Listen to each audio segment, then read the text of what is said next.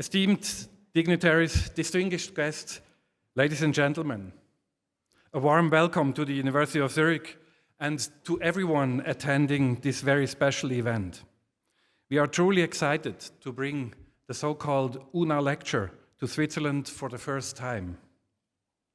This lecture format has been developed by the European University Network Europa, which is an alliance of 11 leading European research universities. The aim of the Una.Lectures is to promote fruitful dialogue between academia and the wider public. As president of the University of Zurich, a member of Europa since 2022, so still a freshman, I'm delighted that we could engage Thomas Estermann as keynote speaker for this lecture.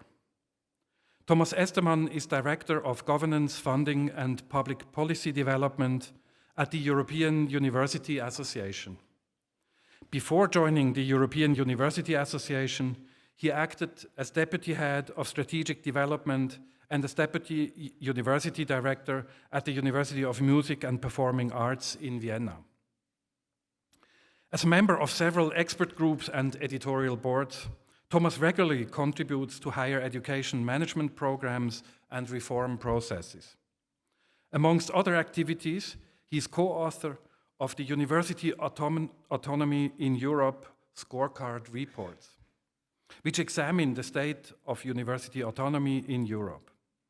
Tonight, Thomas Estermann will present some key findings from the latest report with a particular focus on higher education systems in the UK, the Netherlands and Switzerland. Discussions about autonomy and leadership development are of course also of great relevance to the University of Zurich. We see autonomy as a key factor of scientific excellence and strive to maintain our scope for action as international research university. In times when universities are increasingly expected to be competitive and to generate measurable impact, and are requested to generate tangible output, we feel that particular attention must be paid to safeguarding universities' autonomy. There's a broad range of understandings of the term autonomy, especially in an academic context. From my perspective as a researcher and president of the largest university of Switzerland, I understand autonomy as the freedom of research and teaching, of course, but also as institutional autonomy. For example, the freedom to decide independently on research strategies or on the allocation of resources within our institution and without external requirements. These aspects are essential for creating an environment where research thrives and students receive a world-class education. But certainly freedom is an obligation too. Those who claim freedom must also prove that they know how to use it responsibly. For universities, I believe this means a strong commitment to good governance. This applies in particular to public universities such as the University of Zurich, which are committed to science but also to society. However, I will not go into more detail as for now, as we have several experts with us this evening who are way more knowledgeable in this field than I am.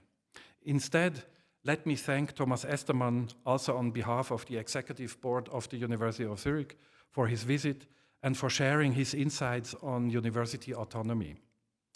Dear Mr. Estermann, we are very honored to have you with us, and I hope you enjoy the stay at the University of Zurich. I would also like to express my thanks to Hester Bijl, Rector of Leiden University, to Sir Peter Mathieson, Principal and Vice-Chancellor of the University of Edinburgh, and to Kurt Deketelaere, Secretary General of the League of European Research Universities. They will also take part in a panel discussion following Thomas Estermann's lecture. And I'm very grateful to them for having made the journey to Zurich for this particular event. Last but not least, I would like to thank our team, Global Affairs, for organizing this event. And now, I'm happy to pass on the word to our keynote speaker. Thomas, the floor is yours.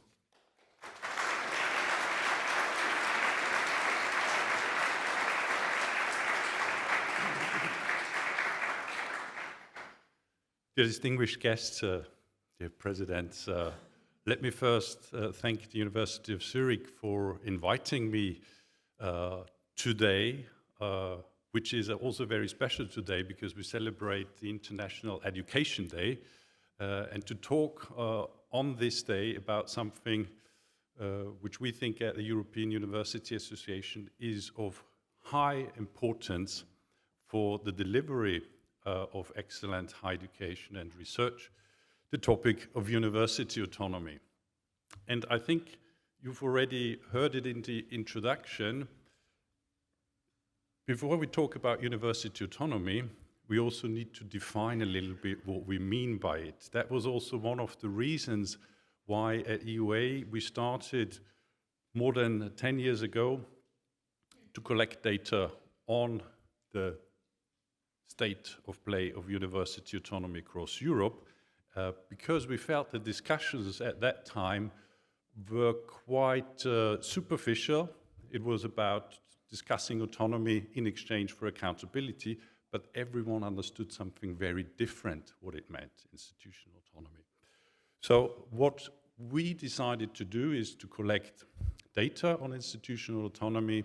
That was long debates among the universities, communities across Europe, and with that we have developed, and over the years, which is I think now one of our flagship tools, the University Autonomy Scorecard, and I will try within these next 20 minutes to share with you some of the highlights from the recent edition which we published in spring last year, so I would say still quite fresh, and then I'm also very much looking forward to the exchange with the panelists.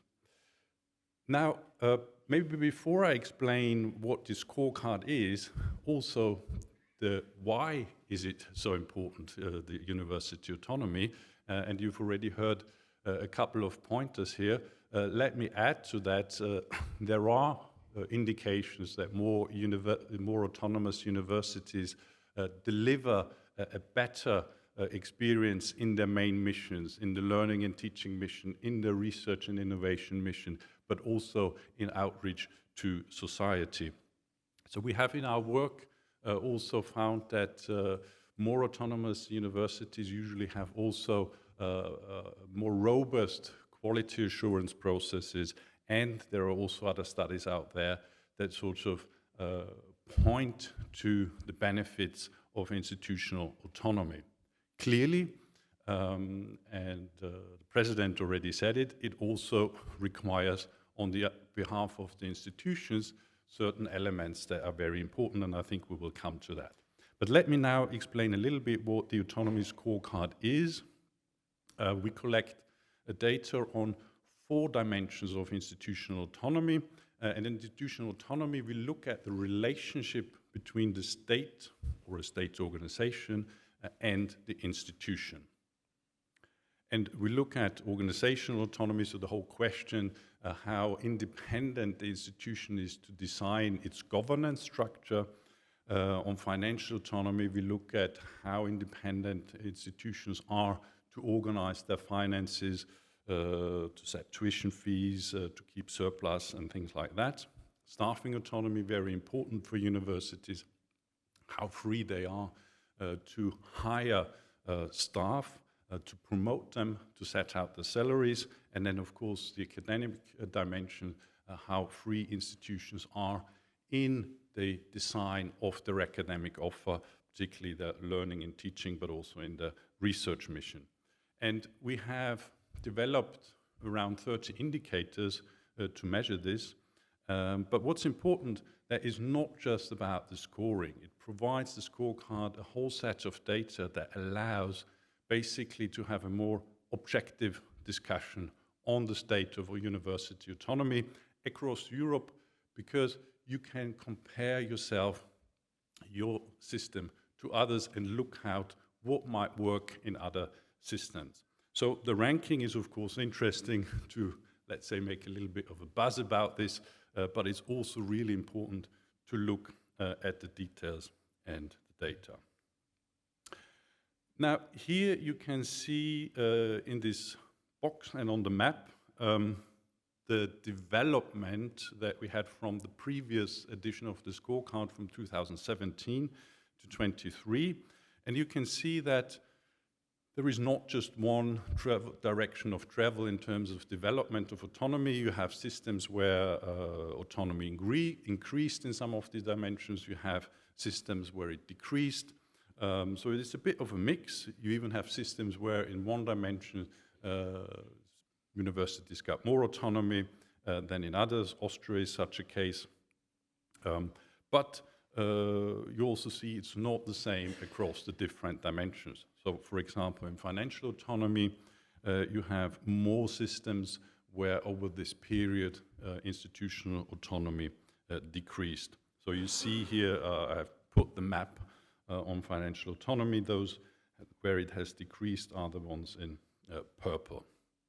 But apart from what actually we can define with the scoring, what we could see as a trend within the last 5 years that we have much more state interventions in university affairs, ad hoc interventions, be it that politicians think universities should keep a campus open that they might have decided to move somewhere else, or where they also get involved in more clearly inter-university affairs. We also had over the last years clearly geopolitical tensions. I don't need to name the current wars that had impact on all of Europe's universities, but also the question of knowledge security plays a role in how independent universities can decide with whom they partner up. And in general, we have a growing area of steering instruments that also have an impact on institutional autonomy.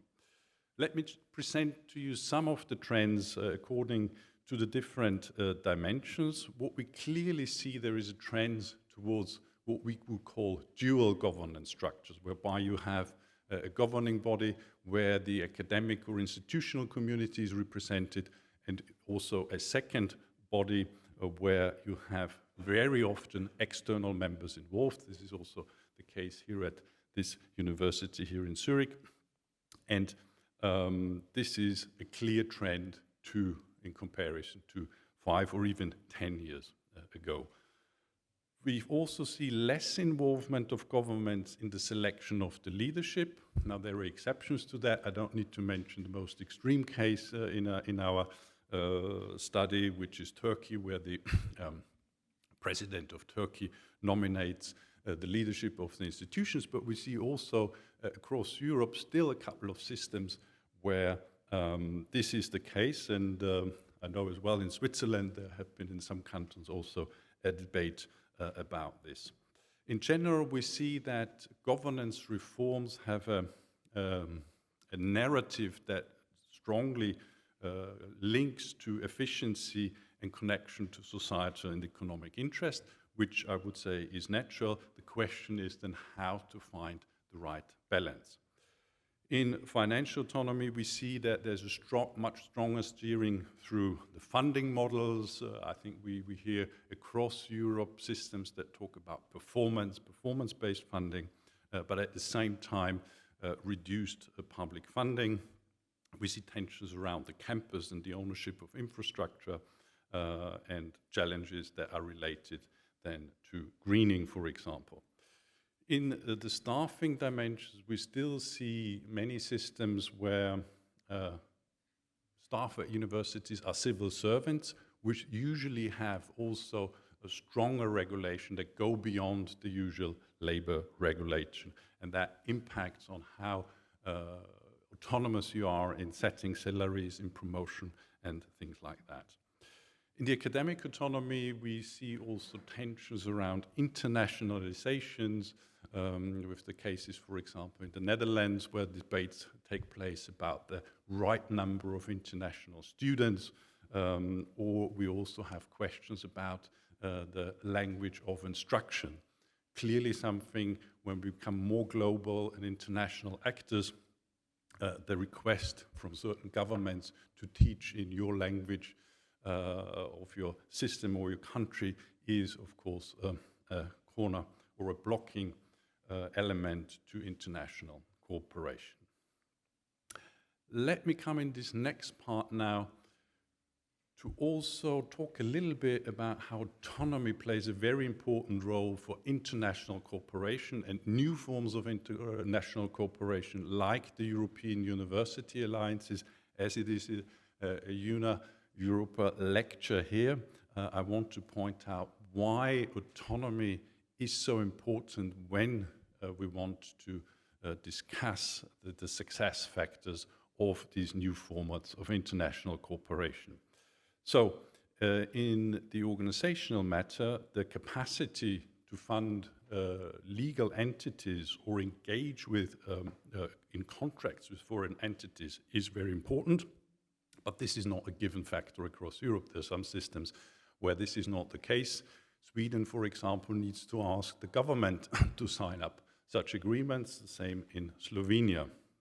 But what was also very interesting, once you start an alliance, a stronger cooperation that goes beyond the usual research cooperations or agreements that you have about the learning and teaching mission, but really going much deeper into aligning your institutional strategies, it becomes paramount that you understand how your partners actually work, how the governance works, who is involved. And here we can see, and I will show you this, quite some differences in the degree of autonomy. It's also important how independent you are to allocate your money. That's what President of the University of Zurich mentioned in his introductory statement. How independent are you there? Also very important if you want to make this a success. On staffing, clearly, can you hire independently? Can you jointly hire as an alliance? That is also something important.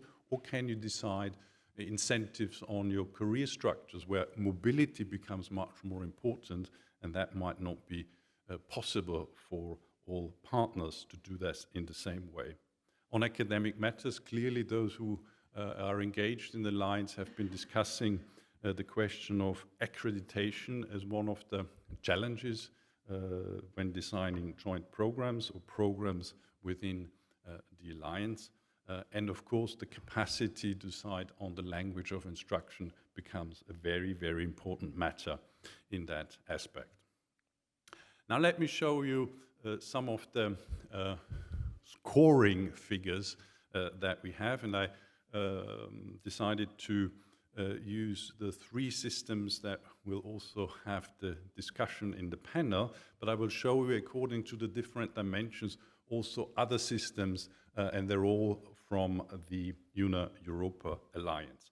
I have to make immediately a caveat for Switzerland, because Switzerland is one of the systems in the scorecard where the decision was taken to present, I would call it an average score, knowing very well that the situation in the cantons is different. So clearly for an inside Switzerland comparison, this is much more difficult. But let's take it like this for an international comparison. And what you can see here, that these three systems feature very differently on the four dimensions. Now, Switzerland with the lowest score in organizational autonomy, I think this would also be clearly defined by how strongly governments are involved in, for example, external member selection to the boards of universities. On the other hand, Scotland, a very high degree of autonomy, and Netherlands also still quite high. When it comes to financial autonomy, again, different degrees.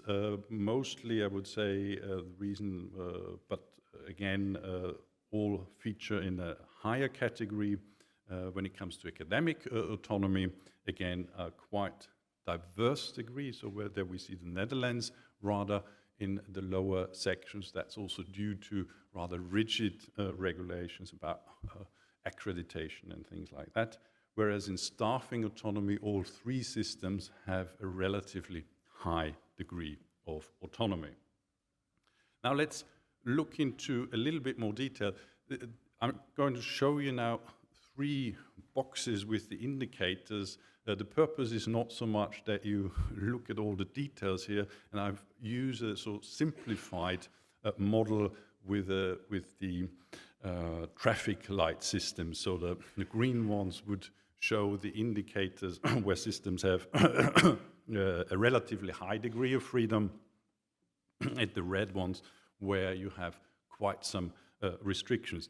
Now, what you can see here in organizational autonomy, and here we have 6 systems of the Europa Alliance, is it looks quite diverse. So it's not that everyone has the same degree of freedom. Let's take the selection of external members in governing bodies, where you have Switzerland, Poland, and Finland quite a high degree, whereas Finland, Poland, and Scotland quite high degree, and Switzerland and the Netherlands with some restrictions. At the same time, the competences of this governing body that we define here in the Netherlands has very different competences, which is much more a supervisory body than the one in Switzerland. The next dimension, financial autonomy, also here, I want to show you here also the ranking so that you can see the different formats that we have available in the scorecard.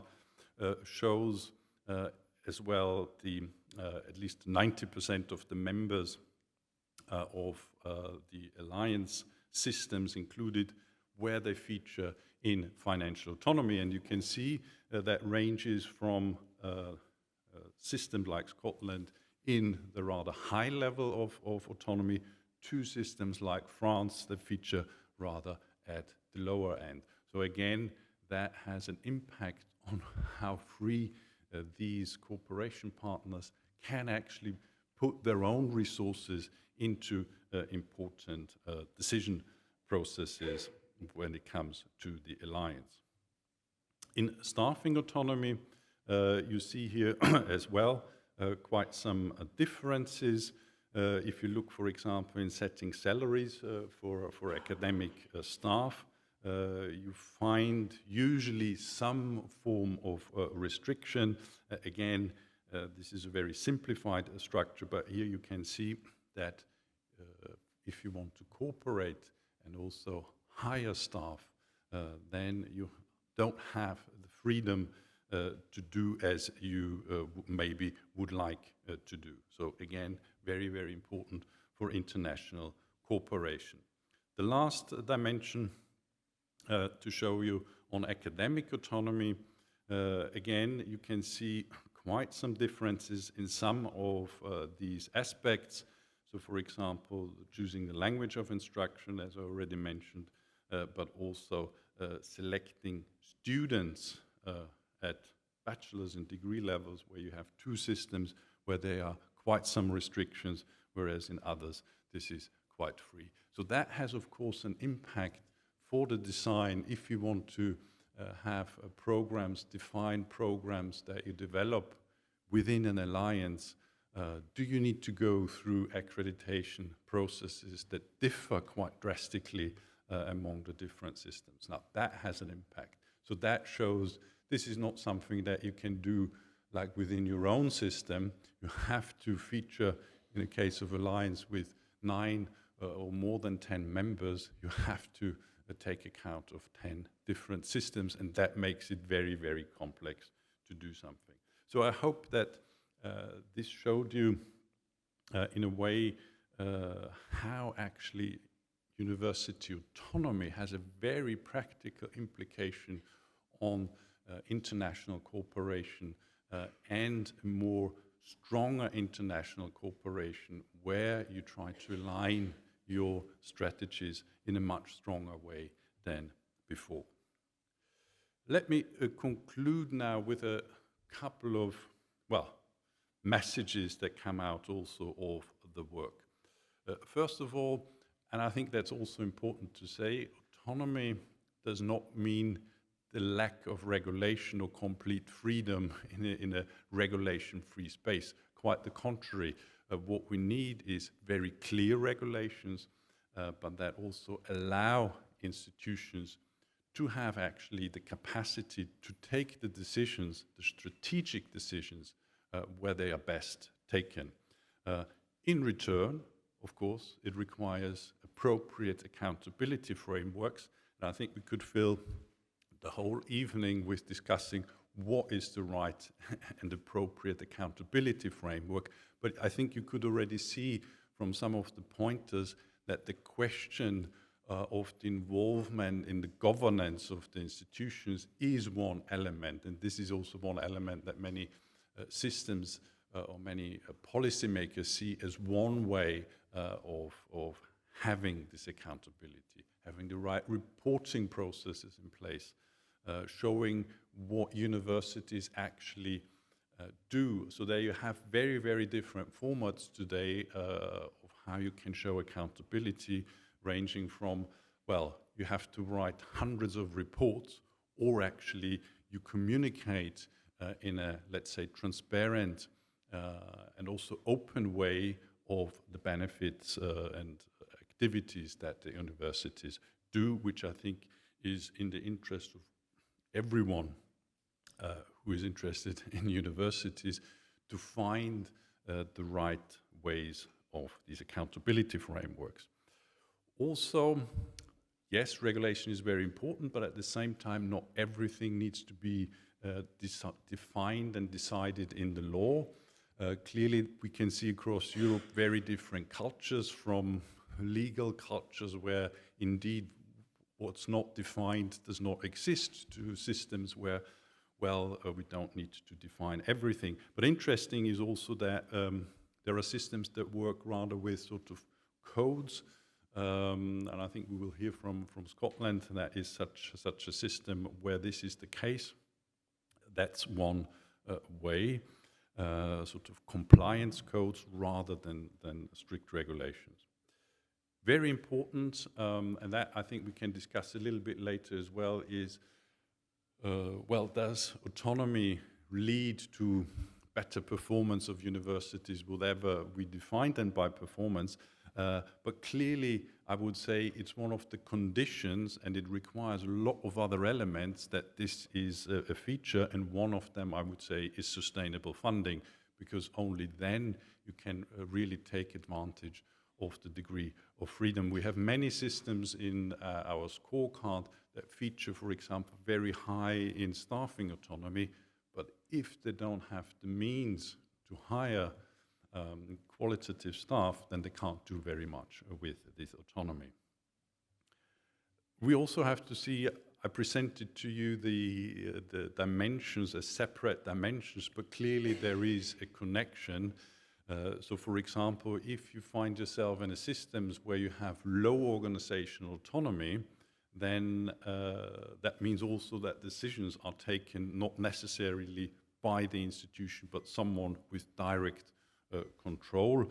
I always like this example from the University of Luxembourg, which was a very young university, and at the beginning the government was very interested in well, the decision-making processes. So they sat in the governing body, so clearly they featured very low in our system. At the same time, they had a high degree of financial autonomy, yes, because it was the government who made the decisions. They have changed this, so they moved a little bit away from the direct decision-making sitting within the governing board or nominating the people directly or all of them. Well, in return, what they said, well, we want to have a bit more control on the financial autonomy. So they had, let's say, defined some regulations. So you can see there is sometimes a give and take, but clearly a strong connection. The last point, what I want to make is, if institutions get autonomy, I would say they also have the obligation to use it in the right way. And also they need to develop the vision of the institution and also take then the strategic decisions how to get there. And we've heard it also at the beginning, is a very strong link with leadership. One of our messages coming out of the scorecard is also universities that are autonomous need strong leadership. With strong leadership, we don't mean an autocratic leadership style, but that leadership is actually something that is taken throughout the institution. We also don't mean that's just the sole actor at the top of the institution, but really people that lead the institution where they have defined the strategy. And that is something today clearly much, much more complex than maybe 20 or 30 years ago. If you look at the past 5 years, there's so many new things that universities are expected to do, contribute to the green transition, sustainability, digital transitions. The last 5 years have been in constant crisis mode, from Corona to the war. So university leaders are also the top crisis managers, and that means that requires they also need the support on how to actually lead the institutions, and therefore leadership development becomes a key success factor to reaping the benefits of institutional autonomy. And I hope with that short journey through the autonomy scorecard, we have an interesting basis for the discussions in the panel. Thank you very much.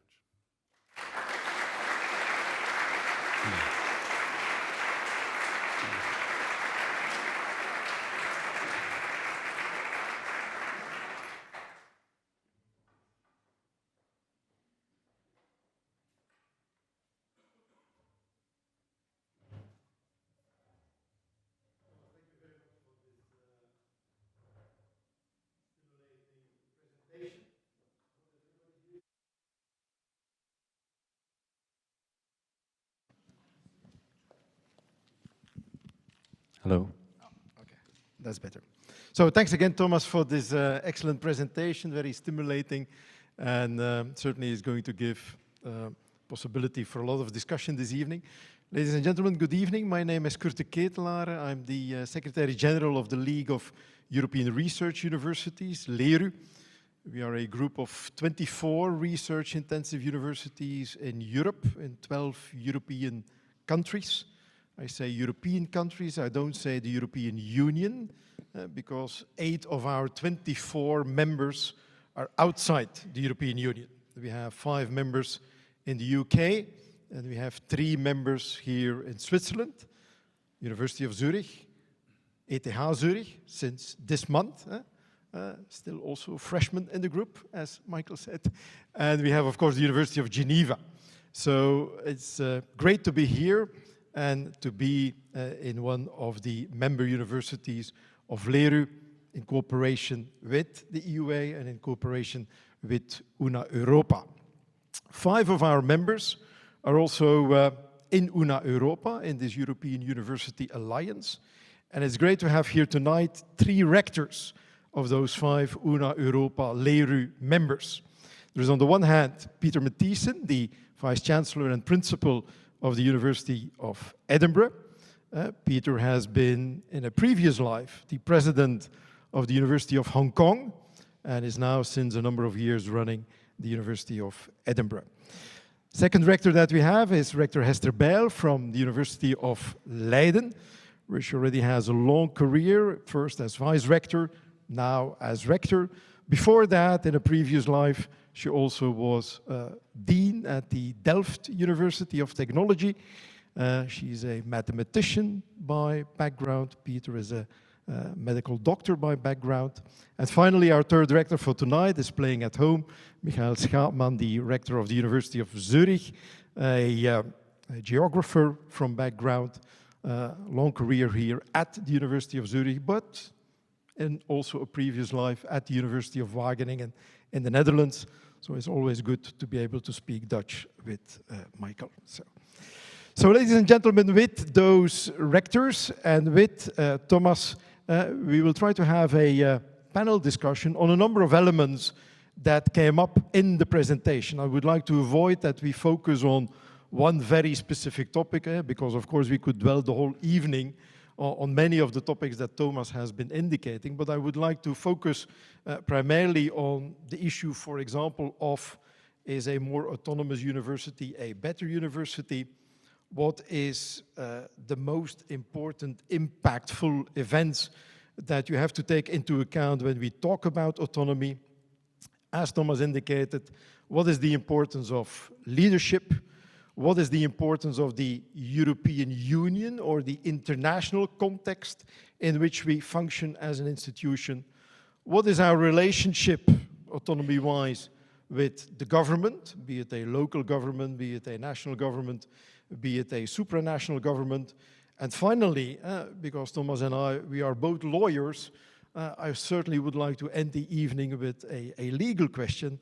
To what extent do we need law to improve this whole autonomy debate? So that's the very broad setting that we have for this evening. But let me start off by just asking the three rectors what is their first reaction to the presentation by Thomas about this autonomy scorecard. Peter, would you like to start? Thanks very much, Kurt. So Thomas was kind enough to share his slides ahead. So Edinburgh's great performance in the scorecard didn't come as a surprise to me because I'd seen it before. But interestingly, to me, it doesn't always feel like that. So you might think in your scorecard that the University of Edinburgh has a great deal of autonomy, but I guess we all complain about the things that irritate us. And to me, I was rather surprised that it came out the way it did. So that was my first reaction. And I was, as we were walking over here, I was mentioning to Thomas, there's one yellow blob in one of his tables that I think should be green for Edinburgh, which was about the setting of salaries for senior staff. And I picked that as an example because we are autonomous.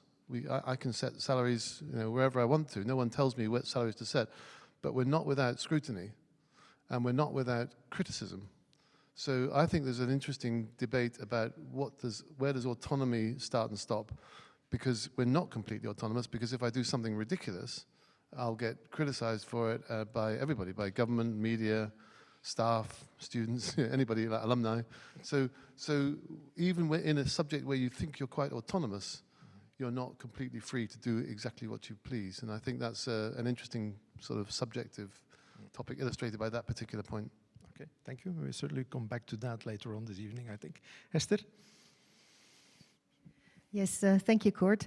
You saw the score of the Netherlands, I think doing relatively well on some elements, but academic institutional, sort of academic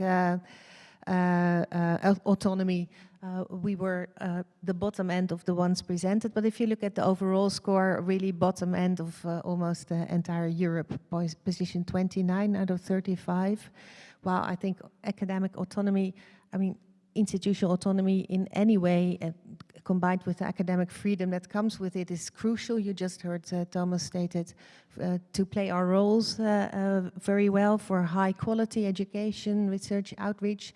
So this limited academic autonomy you truly feel it in the Netherlands. It's worrisome.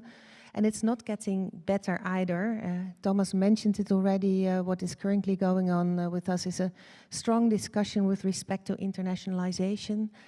If you look back sort of over the past 25 years, the Dutch universities have internationalized enthusiastically, inspired, stimulated by government at least, and condoned. And we really came a long way. So we are now a truly open knowledge society.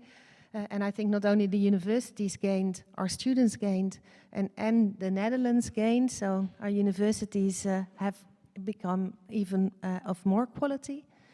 If you look at our students, also the Dutch students truly value the international classroom and the opportunities they have there.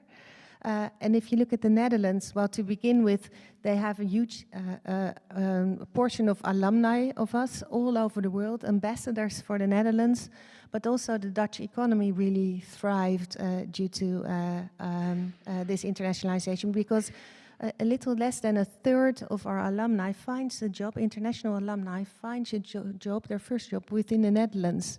So regions like Brainport, Eindhoven or Leiden Bioscience Park are truly dependent also on international talent. Well, the political climate has changed. Of course, there's a large debate about immigration, but also there's other issues like a major shortage of housing in the Netherlands for several reasons. There's concerns about whether Dutch students can still access our educational programs. Some universities are really worried about the large numbers of international students that they have to accommodate, and there's a worry about a concern about the Dutch proficiency of our alumni. So that really set into motion strong steps, and our Minister of Education this summer proposed a new law, so really a law on internationalization, limiting our autonomy further. And it goes as far as stating how many ECTS we should teach, so really credit points within a curriculum on language acquisition, or really limiting a limited definition of what is a Dutch program. Luckily, it was a concept law, so we could react. So all universities got together and really came up with concrete reactions. Of course, showing responsibility for the issue, so we don't dive away from this and step forward, but also stating what we found of this law. Right now, a new law is in the making. And as universities, we also stepped forward now and saying, okay, let's not do this through a law and increasing our autonomy, but give us the instruments. So if government gives us a few more instruments that we need, we come up with a self-management proposal jointly together. But political climate has further changed. There were elections in the meantime, so it is a question whether the proposal that we're working on right now will be enough, and that more limiting factors will come up. So I think the EUA at some point said maybe within EU there should be a sort of law of universities being protected from new legislation, at least for new legislation, have a sort of university check, like we have sometimes for an environment check or for important institutions, whether the law is not harming universities. Well, I really would like a law like that happening in the Netherlands. Okay, that's already one law that we are going to prevent. Thank you, Hester. Michael, your views? Thank you, Kurt, and also Thomas and your team, thank you very much for putting this together. You know, as not being in Europe, I said, why would I need to read this? Because for the University of Zurich, every indicator would anyway be 100% autonomous. So I will not describe you in detail when I finally read the report how I expressed my disappointment that we are not there where I thought. But that led to a next thought, namely, why is my perception so much different from the quantitative and more objective analysis than I ever did? And I think it had a lot to do with how we learned to navigate the system. So autonomy has a formal aspect, but it also has an informal aspect. The better I understand how to navigate the system, the less I'm bothered sometimes about, not so interesting laws that try to regulate me. That was certainly one thing. And the second, what I thought was very important is, you mentioned it in your last point, what's the role of leadership in university autonomy? And I'm advising some of the Dutch universities because we have a leadership problem. No one wants to run for that job anymore.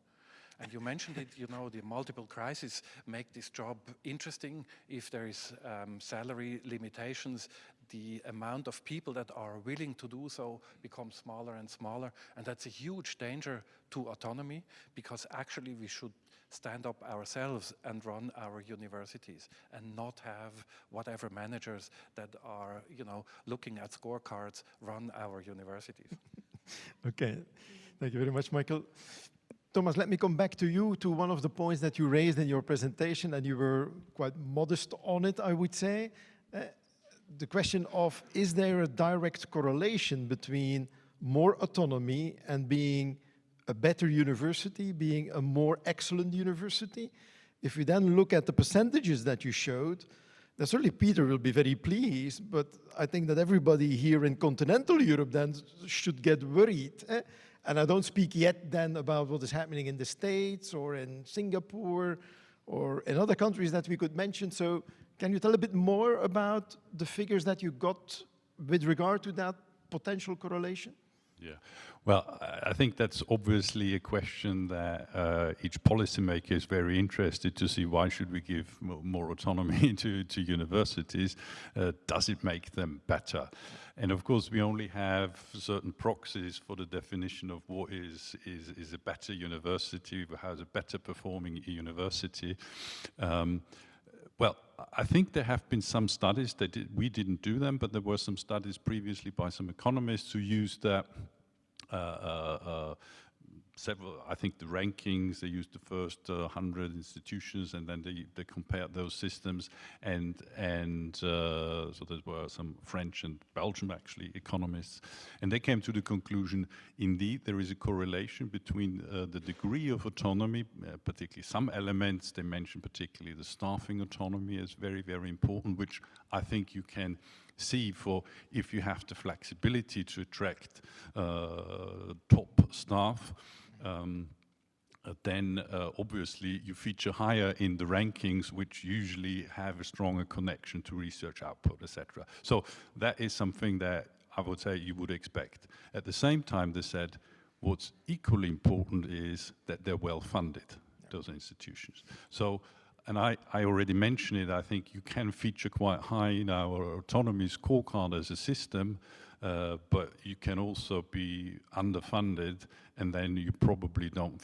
feature in those rankings. So I think you have to have certain elements together that you can say, yes, autonomy does this, it lets universities better perform. I would maybe say it's one of the conditions that you can perform if you have some other aspects included, appropriate funding, in general, a thriving ecosystem, because that's also important. Are you a university that is excluded from such an ecosystem? Well, then you will equally not perform well in certain indicators. So I think that is very important. At the same time, I think what we can clearly see, and I think I've seen this is more a personal observation over the last 15 years, where I've been in many higher education systems, taking part in many reform processes, that if you have higher education systems where you have a strong leadership, where you have an appropriate governance structure, then I would say there you have strategies and decisions by universities that are certainly lead to better performance than if those decisions are either regulated in the law or taken by a central body, a ministry or something like that. So I think that is very, very clear to me. Okay, thank you very much. Hester, you already indicated, you already referred to a number of problems in the Dutch political world vis-à-vis universities. I would say to Michael and Peter, do you have similar experiences, events, actions by government which make it more difficult for you as an institution to raise that autonomy? Peter. I will answer your question, but I want to make a comment on of course. Thomas's last remarks first, if I may. The notion, I was thinking about this when I knew I was going to be taking part after Michael sent me the invitation and I saw your slides. For me, the autonomy of universities is a sort of matter of belief. It's almost like a religious belief that in order for a university to be a university, to be what universities for hundreds of years have stood for. We have the University of Bologna here, the oldest university in the world. It's 1,000 years old. And so the fact that universities have been such an important part of society, I think, is intimately linked to the need for autonomy. But it's a matter of belief, and like most religious beliefs, it's actually quite hard to produce evidence. So if a politician was to say to me, yes, yes, yes, but why? It's actually quite hard to answer that question. So I can't think of a very good answer except to say that I think government, whoever's funding universities, whether it's governments or whatever institution is funding, they want their universities to be effective. They want their universities to be desirable. So they want the best students and staff to come. They want the influence of the university, both on its own country and on the wider world, to be significant. And I think all of those things require autonomy. So I think there's a justification for autonomy in terms of the outcomes, but actually providing evidence to answer that question, yes, but why do you need to be autonomous? That's difficult, I think. to answer your question, so Scotland has some differences from the rest of the UK. So education is devolved. So we have a government in Westminster that we call the Westminster government. They like to call themselves the UK government, but we call themselves the Westminster government. And then we have a government in Scotland that likes to call itself the Scottish government, but we call it the Holyrood government. So we use the names of the places where they are, Westminster and Holyrood. Those two governments don't get along. They disagree on almost everything, particularly Brexit and the Constitution. So the Scottish government wants Scotland to be an independent nation. The Westminster government does not. The Westminster government pushed Brexit through. Scotland voted 2-1 against Brexit. So there's a number of areas of disagreement. They disagree about income tax. They disagree about immigration policies, just about everything. So the two governments really don't have any common ground, which puts me in an interesting position because I have to work with both governments. So sometimes I'm the mediator between two governments that can't really talk to each other, which creates opportunities. That's sometimes great. But education is devolved. So education, school education and university education is a devolved power. So in theory, all of the power resides in the Holyrood government. But for me, 40% of my students come from outside the UK and 30% come from outside Scotland within the UK. So 70% of my students are not from Scotland. And so when the Scottish government likes to think that it can regulate me or control me, well, it can control 30% of me, but it can't really control the other things. And then things like immigration policy and defense and international security, which I hope we'll come to, because as you know, I've got some interesting roles in relation to international security. Those things are not devolved powers. Those are reserved powers at Westminster. So we always have to remember which government we need to talk to. And sometimes you can play that game to your own advantage. Yeah.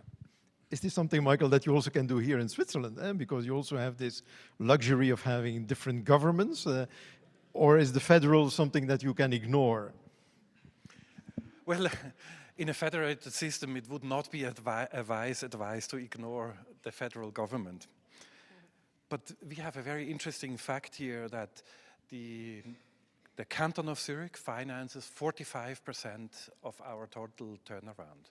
The federal government with unsharp boundaries is about 25 to 30%.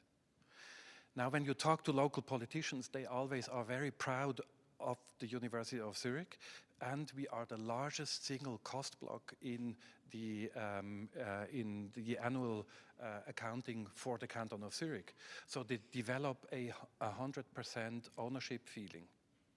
But it's only 45% by law. Yeah. So you have to deal with these emotions where you say, well, there's also the federal government that makes a substantial contribution.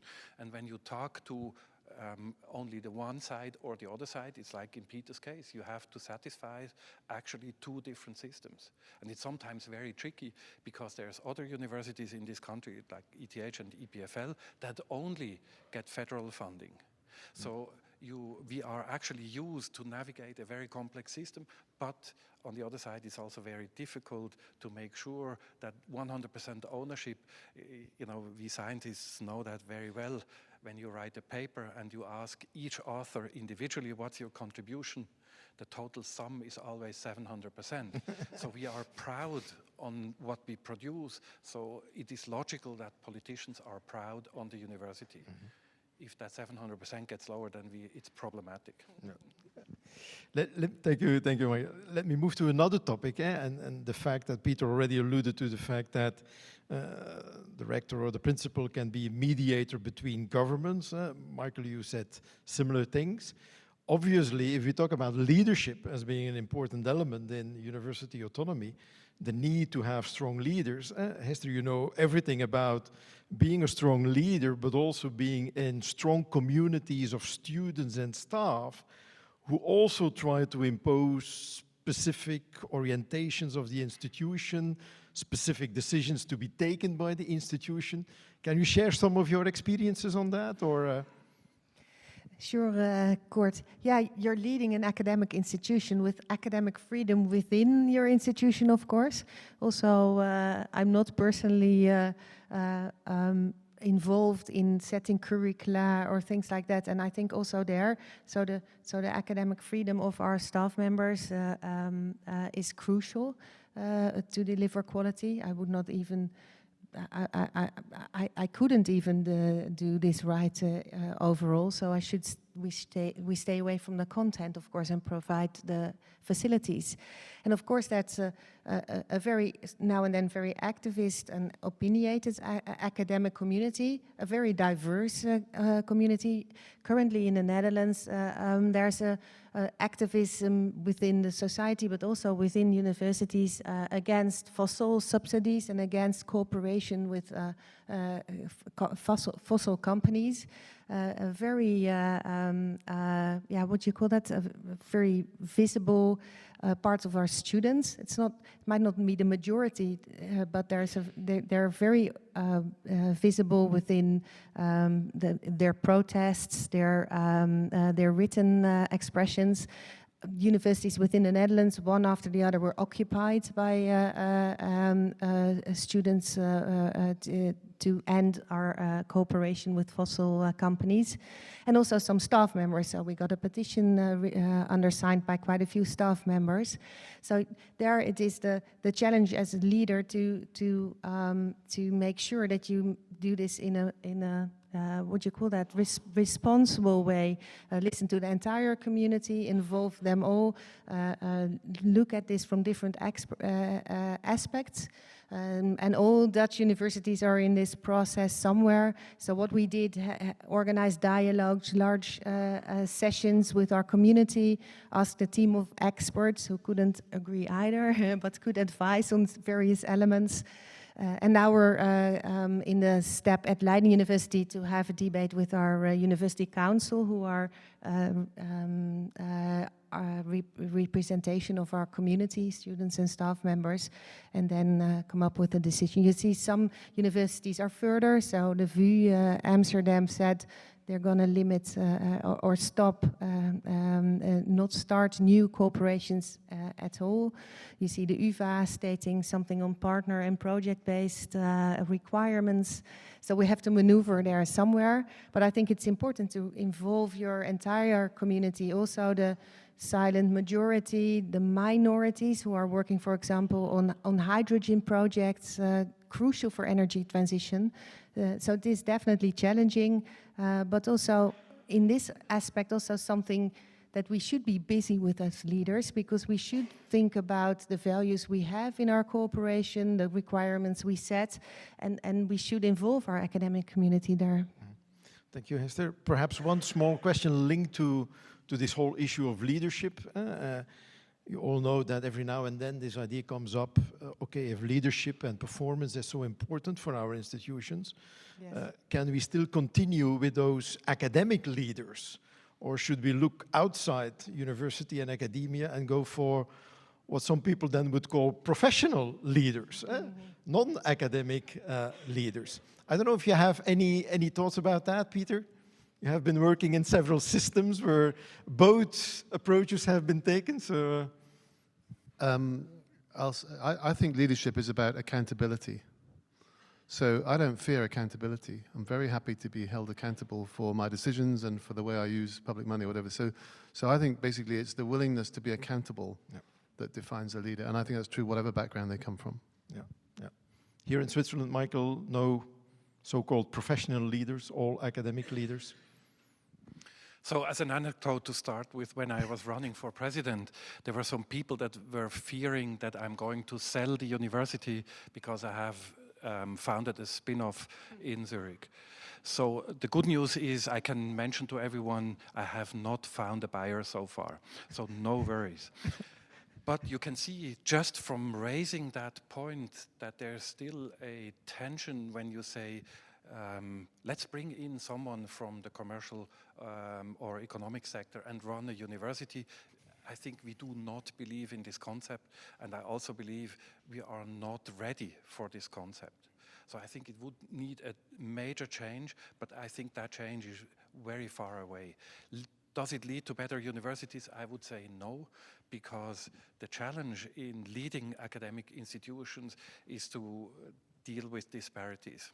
Yeah. You have to be a lover of disparities. You must love students that have way more energy than yourselves in order to test how much resilience you have. If you don't like that, then the job is nothing for you. And I doubt if you find someone, just picking somewhere and say, you have a brilliant management idea, you're better managing a university. That's very clear. I note religion, I note love. So it is more common in the United States for Yeah, a university leader not to be necessarily an academic. But in all the examples I know of, there would be another very senior person working with them who brings that sort of academic credibility. So I think non-academic leaders can perfectly well lead big institutions, I believe, but they need some assistance from people that really understand the university system, because there's a big argument about whether universities are special or not. I happen to believe they are. I spent my entire life working in universities, but they're certainly different. My son is a banker working in the City of London. He cannot understand the world I live in. and frankly, I can't understand the world he lives in either. Perhaps, Thomas, you want to add to that? Because I would like to keep the rest of the time no, there. just to come in very briefly, as we've just also finished a 3-year project on university leadership and transformation. And I think what you already can hear, and I would absolutely agree, it's a very different job. It's almost an impossible job, because I think being a leader in a private business or a big enterprise is you have one very clear aim, it's shareholder value. You have a very clear accountability. Sort of, if you achieve that, then that's it. And you have also a much more hierarchical decision-making structure. None of that you have within your university. Of course, depending on your autonomy, you have different degrees of what you can decide. But I think, as you said, Peter, you need your community with it. But you also need to talk to policymakers. You have so many different communities that needs also huge communication skills, a set of skills that you don't necessarily need to have in other areas. And that's why I think it's also so difficult today, as you said, Michael, to find people who take up that job, because it's really something I think is one of the most difficult jobs to lead a university, and therefore finding people is difficult. And I think that's also something why we need support for leaders in universities, that they can actually tackle their job, because no one is born with these qualities. In the past, it was considered you learn on the way through your different ranks in the universities, but how do you learn today to be a top decision maker, that you need to decide on foreign interference, on how to deal with all these different things? I think that is very clear, that is the key question also for the future. With the many expectations that are placed on universities, we need to put much more emphasis on leadership and leadership development and support. Fully agree with that. And I just want to pick up for the last 5 minutes that we have before we go to the audience, because you also get time to come up with questions, of course, for our panel. You mentioned foreign interference, Thomas. Today, the European Commission published its proposal for recommendation on research security, a notion of which we would have said 20 years ago, what are they coming up with now? But this is part, of course, of this whole European and international development dealing with strategic autonomy, foreign interference, making sure that what we do is also at the end of the day going to benefit ourselves. So how do the three of you see this development as well within the EU, where strategic autonomy is now the mantra for everything that is developed, but also at that international level, because the situation is not different in Canada, in the United States, in Australia. Research security, knowledge security, strategic autonomy is everywhere on the agenda. And of course, we want to avoid as universities that at the end of the day, the government is going to say to us, you can work with that institution in that country on that topic, and with the other ones, that's not allowed anymore. So obviously, with the research security document, for example, that came on the table of the Union today, we quite heavily lobbied that from the side of LERU to make sure that at the end of the day, the right of initiative remains with the university. And that obviously we can interact in a cooperative way with governments on how best to tackle those issues, But at the end of the day, universities should stay in the lead there. Peter, this is one of your pet topics, I know. Any ideas about that and how that threatens your autonomy as University of Edinburgh? Yeah, so I mean, I could spend the rest of the evening talking about it. I mean, one of the interesting aspects of this is the point you made earlier on about laws. Okay, so you're the lawyers. I don't know anything about laws except that I fear lawyers. But Australia, for example, has tended to see legislation as the way to manage its universities in a number of ways, including research security. So they bring in one law after another. And Australian universities in the last 4 or 5 years have been very unhappy with a very difficult relationship with their government. It's actually a bit better under the current government than it was the previous one. But Australia has tended to think legislation is the answer. In the UK, I've tried, so I have a role for the group of universities in the UK, which is run by an umbrella organisation called Universities UK, and also the Russell Group, which is 24 research-intensive universities, of which Edinburgh is a founder member. Both of those groups discuss with governments and with the security services this question about international security. And the line I've tried to take is that let's try and do it without legislation.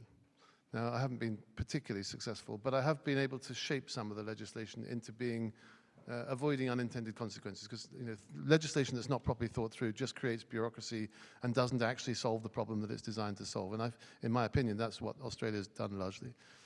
Canada just last week published a very detailed list of organizations, mostly in China, that Canadian universities should not work with. So they've taken quite a top-down approach, and I was a bit surprised by that. If I'd guessed an international league table of autonomy, I'd have had Canada somewhere high. But that's the way Canada's decided to do it.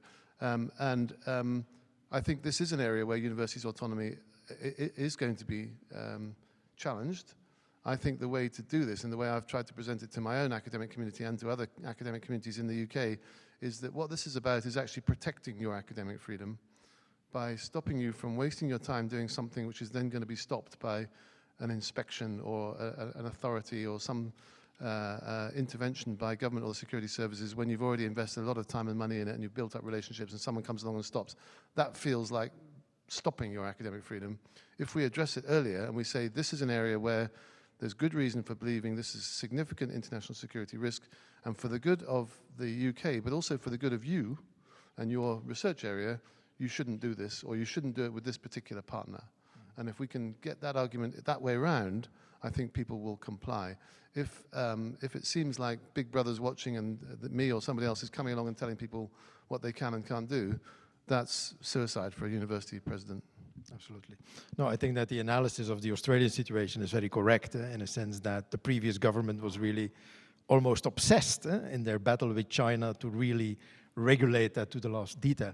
Hester, experiences in the Netherlands, there are also quite abundant, I know. So, but yes. I'm very much with Peter's direction. Yeah, within the Netherlands, a challenge here too. Of course, the EU is moving, but our Ministry of Education expressed explicitly that they want to become a front runner on this issue. And are sort of testing ideas for legislation. It's not there yet, but we're very worried. Examples are, for example, that we should get screening of large numbers of staff members who come from certain countries, making it now, well, operationally terrible, I don't think very inclusive and diverse for us, but also give us a very big disadvantage compared to other universities who don't need this, so not a good idea.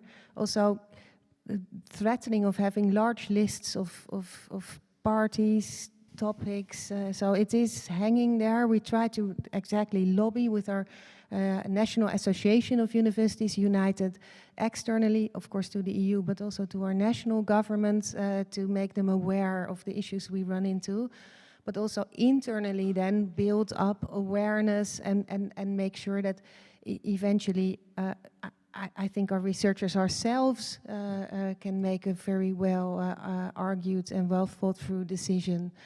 So internally build capacity and awareness, but externally try to manage the big risks. There's one example of the Netherlands that does work, and we're very happy with that. There's a small knowledge center where we can go to for advice. So this knowledge center with experts from universities and from government can, if you are in doubt, provide advice to the boards, but also to the researchers on certain projects and partners. And that's something that we're very happy with. Absolutely. Michael, final word on that? It's an interesting discussion where I think we need more reflection because the gray zone is larger than the clear cases, right? If we talk about ammunition, developing technologies for ammunition like nuclear weapons or so, versus the interpretation of a piece of literature, these are two clear cases. But let me give you two examples where we come back to the belief story. We believe that open access is the gold standard everywhere. Now we have at the University of Zurich one of the most famous drone researchers. He flies using AI drones faster than any human pilot. The total software is developed open access. So suddenly, 2 years ago in February, the world changed slightly, and we had most of the downloads of his software from Ukraine, Iran, China, Russia. And it's open access. So suddenly you are in an ethical discussion where you have to say, well, we have the lead, but we have an issue with the open access thing. And on the one side, we have a very strong community that says everything must be open access. The second thing I want to mention is a case from my own research. There's a stereotypic feeling that all Chinese students are spies and they steal our IP. That's not the case for the Americans. I have never heard someone saying, we accuse American students. Well, I'm personally extremely happy if my own research measuring biodiversity from space is being nicked by others.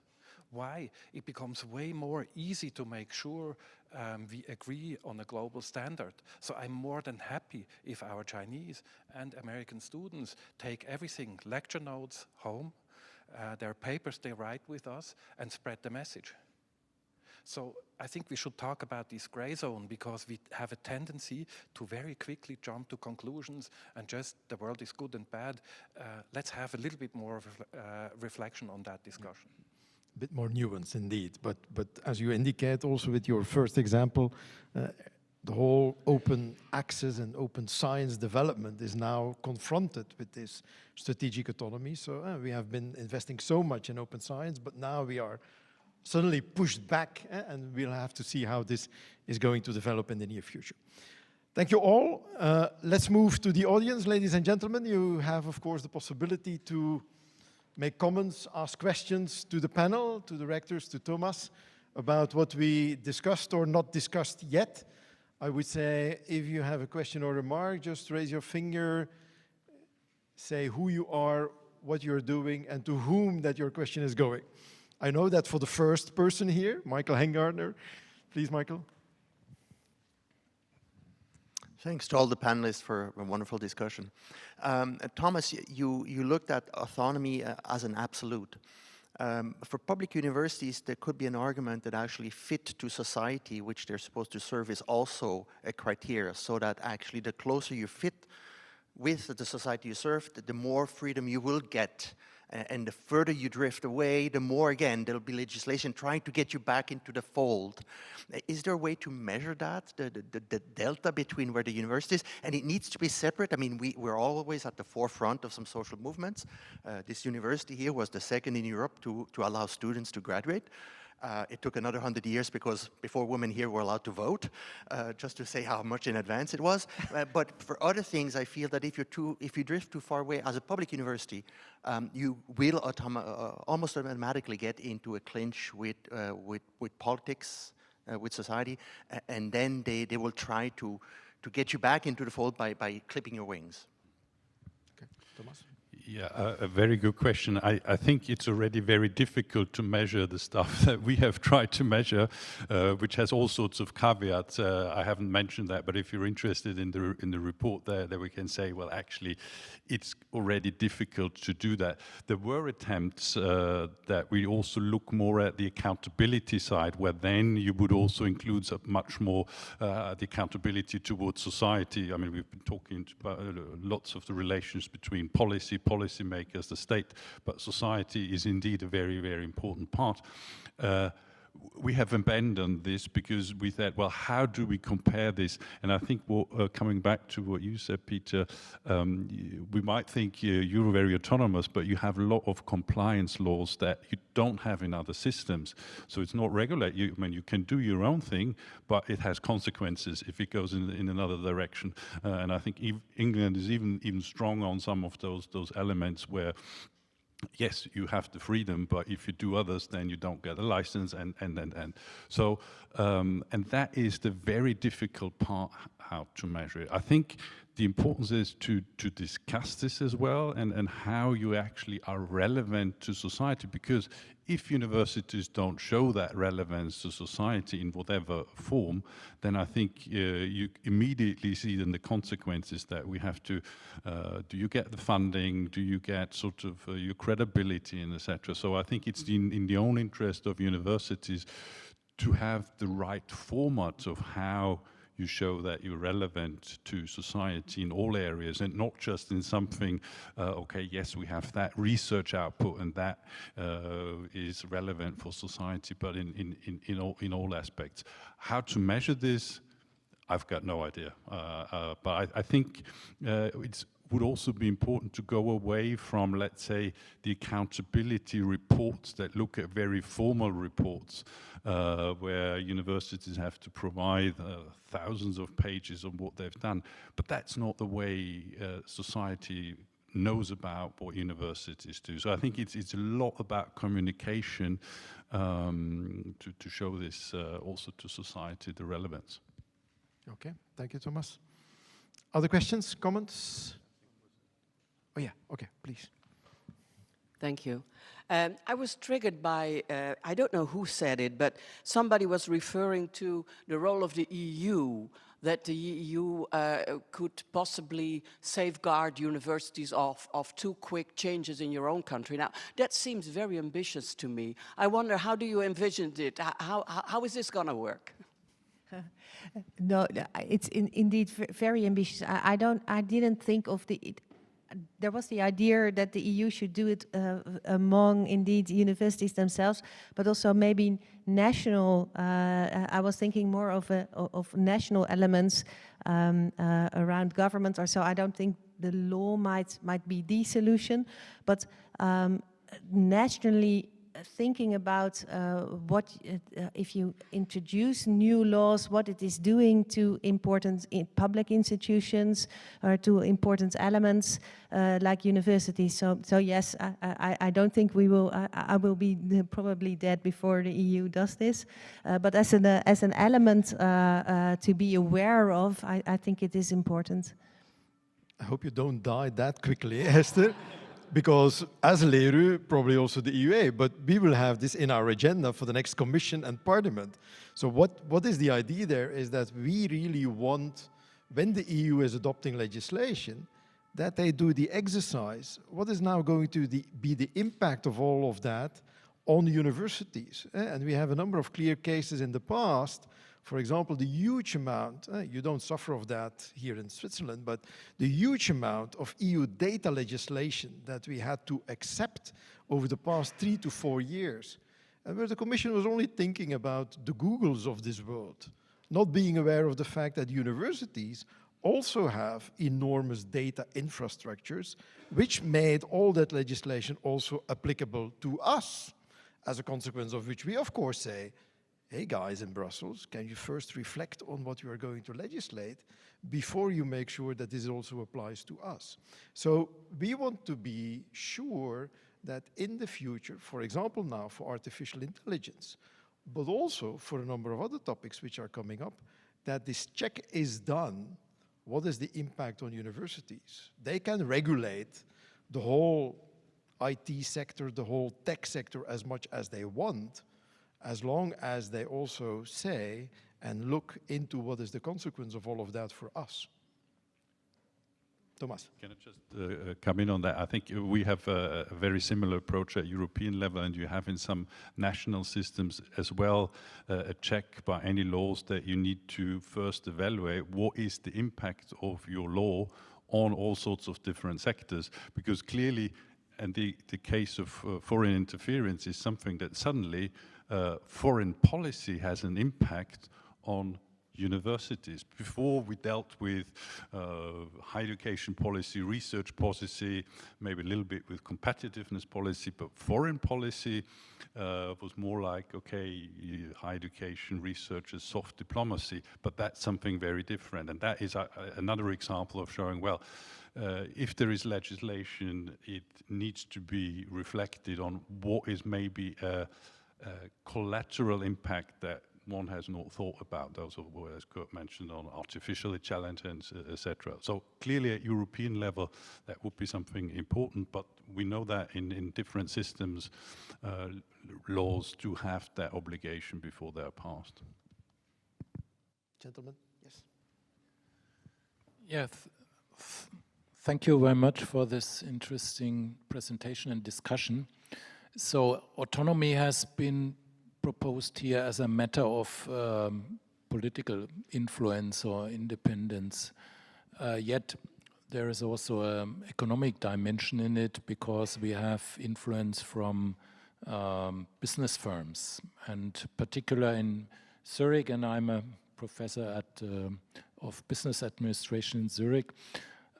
We had discussed this a number of years ago with the big UBS donation that was given to the university, and that had been followed by a critical discussion on this, and finally the contract was made transparent. Yet, what is your general experience with that, and what sort of structures and procedures do you have in place to avoid such sort of erosion of university autonomy by private or business money? Any favorite panel member to answer? No? Okay. Michael, you start? Yes, so we talked about leadership. I think good governance today would require that you reject offerings from someone who wants to threaten your autonomy. And threatening your autonomy can be a case where a donor or a sponsor would require, for example, to participate in selection committees of professors. The question is, who has the guts to say no if someone puts a check of 50 million on the table and says, well, here we are, and I would like to discuss with you the content. I think today we are way more selective, and by the way, I have several examples, at least in my case, where we just rejected these things, where they were not willing to discuss that. The threat we currently have is that philanthropists move slightly to be a little bit more venture capitalists. They call it very nicely entrepreneurial philanthropy. And we usually say, well, it should be more in than the sausage at the next corner, right? So they try to get something back because the pure philanthropy is on the decrease. So you are right, you know, we need to be super careful that our belief, if it's autonomy, that we do not change our attitude if someone puts a check on 50 million on the table, which threatens our own autonomy. But let me put this also in another point of view. Maybe the autonomy crisis we're talking about is a belief crisis, right? But if you look at the persistence of the business model of universities, you know, Bologna is a good showcase. It's 1,000 years old. It's as old as monasteries. So please tell me another business model in the world that is 1,000 years old. So we should not be too exaggerated about that. Universities were steady for 1,000 years. I don't fear that tomorrow we're changed with everything. Peter, Hester, any additions, or Peter? So I think I'll give an example. So at the University of Edinburgh, when I arrived, there was scrutiny of donations for so-called due diligence to try and understand where's the money coming from, what does the donor expect or want out of it, and what obligations would we get if we accepted this money. But there wasn't any such scrutiny for other funding streams. And so there was one example soon after I arrived where a commercial entity, I won't name it, wanted to give the university a sum of money to do a particular piece of work and was calling it a donation. And then when they were told that there was scrutiny of donations, they said, well, we won't call it a donation, then we'll call it a research grant. And then it goes through a different pathway. So what I did was I unified the scrutiny of all incoming funding. So we have one system that does due diligence on all incoming funding, whether it's a grant, whether it's a donation, whether it's a teaching subsidy, whatever it is. Yeah. It's subject to the same level of scrutiny. So I think that works quite well, and we have said no on many occasions, sometimes early and sometimes a bit later. I was just going to raise one other thing. No one's mentioned the word trust. I think if you expect to be autonomous, you have to be trusted, you have to be trustworthy. And I think one way in which we can demonstrate trustworthiness is to have these procedures and to have the courage to say no. I mean, when I told the security services in the UK, when I first started talking to them, that it was quite common for universities to turn down partnerships or relationships because they felt that the risk outweighed the benefit, they were astonished. They had this idea that universities were just money-grabbing organizations that take money from anybody, don't really care who it is or what they want, we'll just take it. But actually, when we told them we have these systems and actually we often say no, they were really surprised. Absolutely right. We have time for one final question, I would say, or comment or remark. Yes, at the back of the room. And then I hand over back to Michael.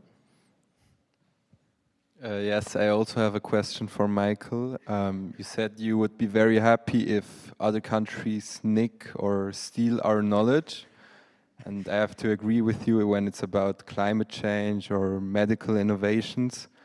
But I wanted to ask you if you think about this the same when this know-how technology is used for, let's say, mass surveillance or oppression of minorities. Yes, sure, it was a provoking example, but I also said, there's a strict limit on things that are absolutely non-disputed, development of nuclear weapons. That's not the problem. The problem is that today a lot of consumer electronics has become dual use. I mean, just, geotagging, right? That has become a super powerful thing that was never considered to be dual use and suddenly becomes dual use. So the question is, should we take an approach where we say everything is dual use and we start to find these boundaries where we say ethically this is still correct or not? And the second question is, you need to protect your IP, right? And it's not only the university, but there's national strategies that sometimes protect IP. I mean, at this university, we have a substantial increase in funding from NIH. I don't think that NIH is the Salvation Army, and I do not believe that within 2 or 3 years, every one of our researchers became the super expert that we can acquire funding from somewhere else. So we need to very carefully see who is driving the system in what direction. And I think more reflection on that particular part. What's the gray zone? What do we want to have outside of this gray zone? The clear cases. Currently, the discussion in the media is only about clear cases. And I think we should go away from this binary system and have way more discussion about, how careful should we be with what do we want to protect and what not. Thank you, Michael. And for the person who asked the question, I can just refer to what happened earlier today. The European Commission launched a consultation of the university sector in the framework of its economic security policy. They launched a consultation on dual use. And so for all of us, within Leiden, within Una.Europa, within EUA, this is going to be a key topic for the following months. The consultation runs until April. So feel free to participate in that with your own university and institutions. But it's clear that for us, this is a very important issue on which I would say in the past, we perhaps avoided too much the discussion. But with this consultation on the table now, we will be forced to really take a clear position. And I know that Peter already has a very clear view on that. Peter? Yeah, Kurt and I have had an email correspondence the last few days because this announcement was coming from the EU and we knew it was going to be, it was today it was announced, wasn't it? It was the very day of our debate. But I was at a security meeting last week with some very senior UK security service people, and the topic of dual use was very much top of the agenda. And two comments were made. One was, everything is dual use. The only exception is nuclear weapons. So everything else is dual use. And so therefore, if you believe that, and dual use is a sort of outmoded concept, then actually we should be much more concerned about who we're working with than what we're working on. Yeah. And so the shift, I think, certainly in the UK security services, is to think much more about who you're working with, and that's the point I fed in. I think that's a good position for LERU to take. We welcome the removal of anything which inhibits research. I mean, the concerns about dual use can become a very serious inhibitor of research. Whereas if we accept that everything's dual use, and therefore we proceed by thinking much more carefully about who we work with and how we work with them and IP and all those sort of things, that seems to me a much better way of protecting national security. Absolutely, that sounds like a very good way to approach this discussion.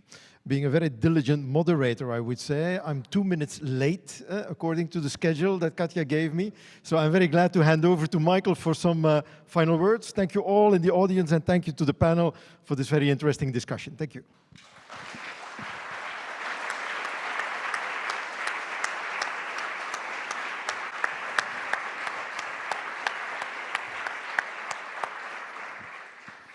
Thank you very much, Kurt. Thank you very much, everyone on the panel. It was a great pleasure. We learned about the belief of autonomy, and I think accountability, trustworthiness, and quality are key driving factors. If we believe it or not is a different story. But I think that's, in summary, what we learned from that panel. Thank you very much for joining. In Switzerland we have a small issue. We can't let you go without giving chocolate. And if you don't like chocolate, I cite our Vice President Gabriele Siegert. She says, if you don't like chocolate, you do other things wrong in your life. So with that, thank you very much again for your contribution. Thank you very much for the audience, and be safe home. Thank you.